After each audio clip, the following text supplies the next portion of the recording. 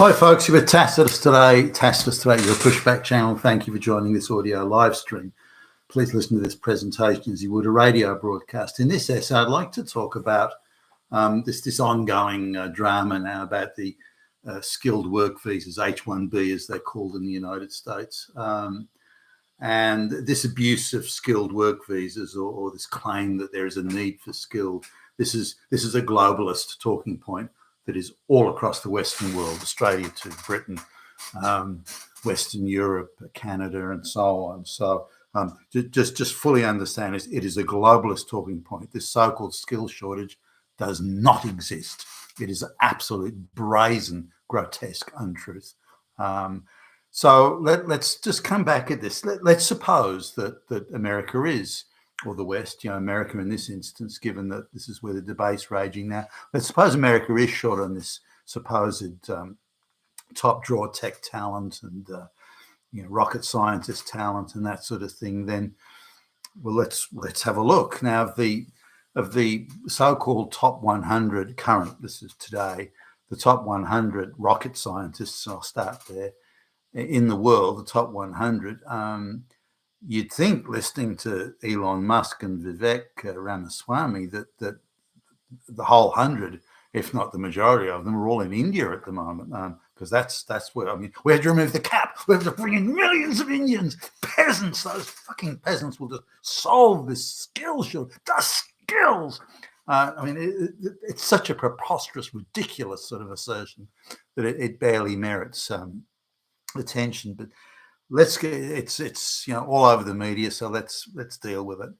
Now, of the top 100 rocket scientists in the world today, how many are listed as being Indian or from India? Now, remember, India has a fairly substantial space program going on. It's very odd that in a country where you walk over dead bodies in the street, where there are hundreds of millions of desperately impoverished people, where the average GDP per head is less than $2,000 US.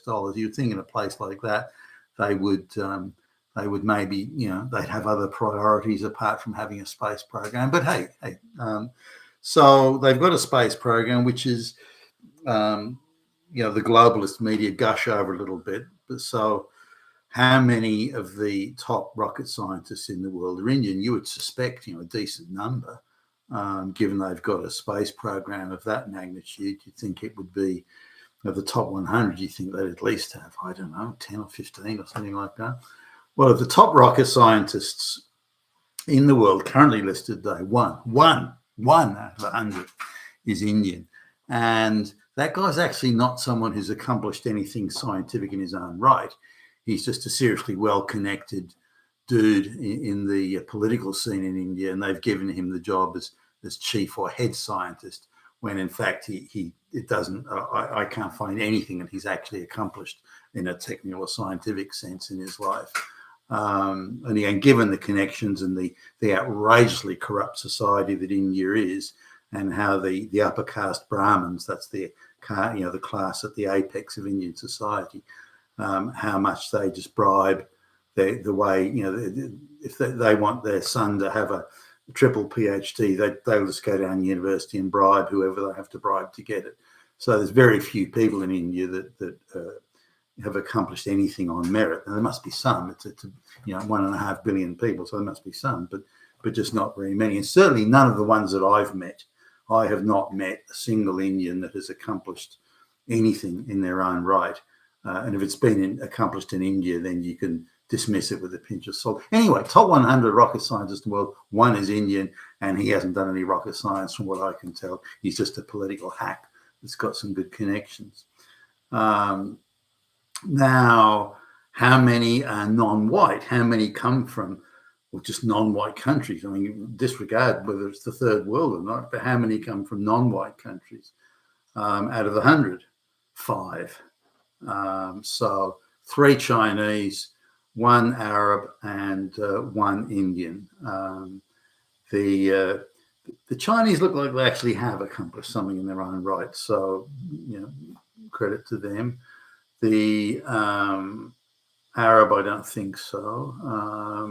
But anyway, so 5 out of 100. So if you're looking for top draw, top of the town, top of the heap, technical talent in rocket science, then it's only in they're all white people. Now, there's a decent showing of, say, Russians in there, so maybe that's a place you would go to look for talent. And that's fine too. Okay. If there's accomplished rocket scientists in Russia and they want to come to the United States or to the West, I mean, that's okay. Assuming that they're going to be loyal, Americans when they're out, and they're not there to simply take the secrets and give them to, Russia or anyone else. Now, this issue of commitments and patriotism, I noticed reading through some articles that there was this suggestion, well, if they're from Russia, they can't be trusted. They'll give secrets to Putin. Oh, everybody's shaking their boots. But if it's Indians coming and they just want to make jobs for India and they just want to bring over millions of Indians and they represent India as far as they're concerned, sure, they're taking white man's money, but we're Indian representing India and India's interests. That's considered as that doesn't matter. That's okay. What's the problem with that? Whereas if it's a Russian, suddenly they're suspect. So anyone who comes to the West or to America and they're not working in the interests of their employer or in this case, America, then why would you bring them there if they're still off representing another country or another government or another system? Why would you even bring them?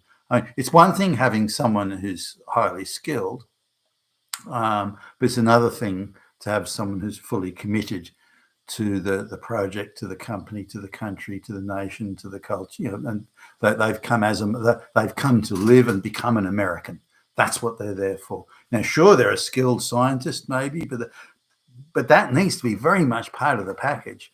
Now, I've noticed that wherever Indians, and I'm sure other people have noticed this too, wherever Indians manage to, through affirmative action and diversity and quotas, wherever they manage to get senior jobs in Western countries, and it could be like in Britain where the immigration ministers have been Indian, the Prime Minister was Indian, and make no mistake, as soon as these Indians get into these jobs, the number of Indians coming to the United Kingdom just went through the roof.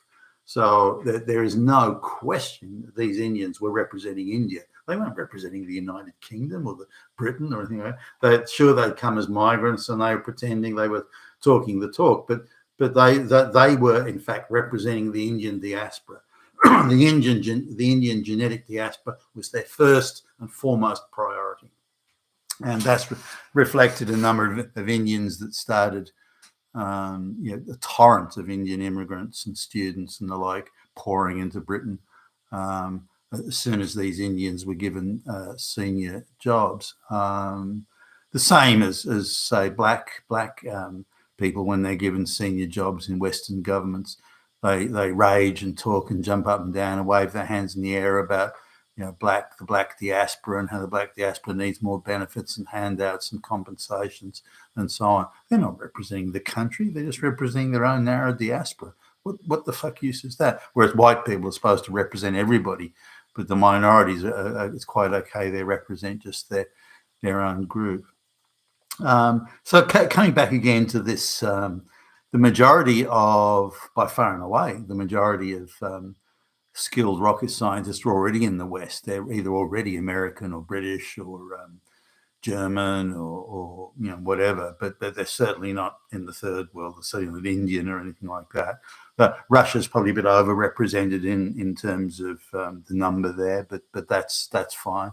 So really, white people represent 95% of all the top 100 rocket scientists. So where is this shortage that Elon Musk and Vivek or anyone who pushes this skilled work? Where is this skill shortage they're talking about? The majority of the skilled rocket scientists and the very best of the best are already in America or the West, already there. And with such a large skill pool, the largest skill pool in the world by far, in America, then what is this shortage they're talking about? Are they talking about flunkies to sweep the floor in the rocket science laboratories? I mean, what are they talking about here? There is no shortage. Let's suppose there is a shortage, though. then they've got the biggest cohort of skilled rocket scientists in the world already in the United States.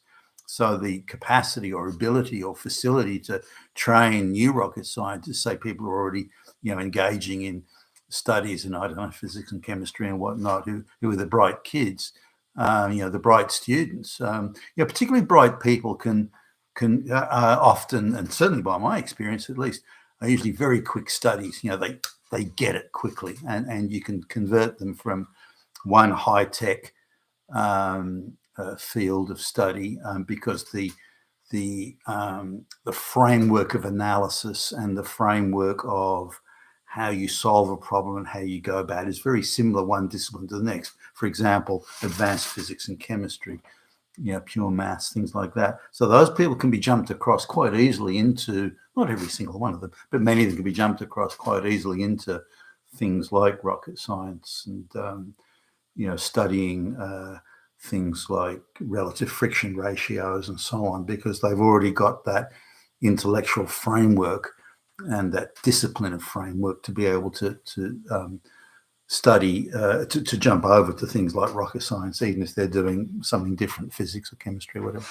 So America is in the best position of any country in the world to produce new talent from amongst its own citizenry. And this idea that there's just legions of talent outside of America is an absolute horrible lie. And we need to really treat it for what it is. It's horrible.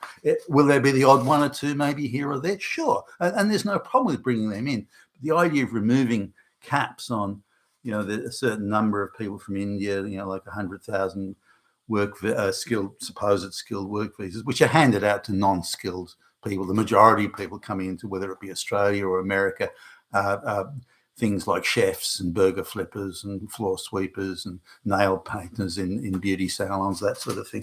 So they're not going to skilled people or lower level accountants and that sort of stuff. It's bullshit, absolute bullshit, and it's horribly abused, criminally abused in my view. So the idea is that if there is a shortage of talent, act quickly and decisively to solve it locally.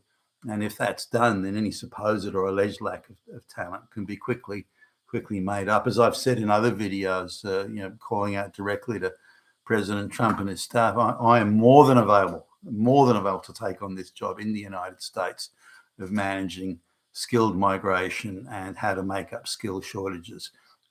You could easily find out my contact details if you wanted to. I am available for that conversation, and it needs to be done. It needs to be someone who's acting in the straightforward, practical interests of the United States or the United States American worker.